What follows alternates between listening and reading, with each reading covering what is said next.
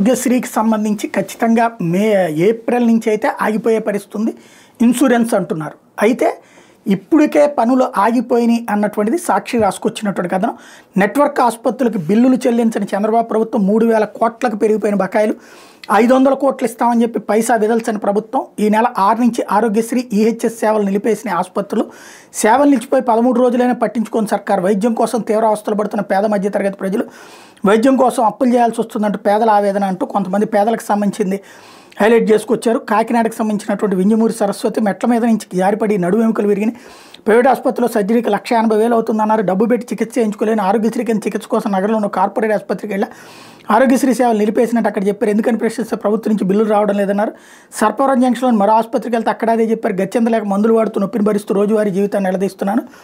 అలాగే కవిత ప్రశాంతి గ్రామం సత్యసాయి జిల్లా మా బంధువుకు అనారోగ్యంగా ఉంటే ప్రైవేట్ ఆసుపత్రికి తీసుకెళ్ళాం. ఆరోగ్యశ్రీ కింద ఉచిత వైద్యం చేయడం లేదని చెప్పారు. ఇది చాలా అన్యాయం. నిరుపేద మధ్యతరగతి ప్రజలు చేతి నుంచి డబ్బు పెట్టి వైద్యం చేయించుకోవాలంటే ఎలా సాధ్యం అవుతుంది?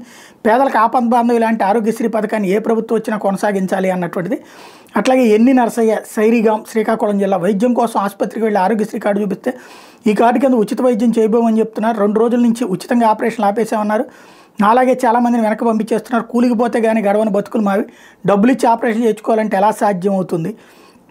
అట్లాగే మాజీ ఉద్యోగి వెంకటేశ్వర్లు వైద్య ఆరోగ్య శాఖ కర్నూలు కిడ్నీలు ఫెయిల్ అవడంతో వారానికి 3 సార్లు డయాలసిస్ చేయించుకోవాలి. గతంలో కర్నూలులోని కిమ్స్ ఆసుపత్రిలో ఈహెచ్ఎస్ కింద డయాలసిస్ చేయించుకున్నామని ప్రభుత్వం బిల్లులు చెల్లించలేదని ఈహెచ్ఎస్ సేవలు ఆపేశారు. ఇప్పుడు డబ్బు చెల్లించి డయాలసిస్ చేయించుకుంటున్నాను, ఇది నాకు పెనుభారమే అని చెప్పేసి అన్నటువంటి స్టేట్మెంట్ చేశారు. వైద్య ఆరోగ్య శాఖ మంత్రి దీని మీద ఆన్సర్ చెప్పాల్సి ఉంది.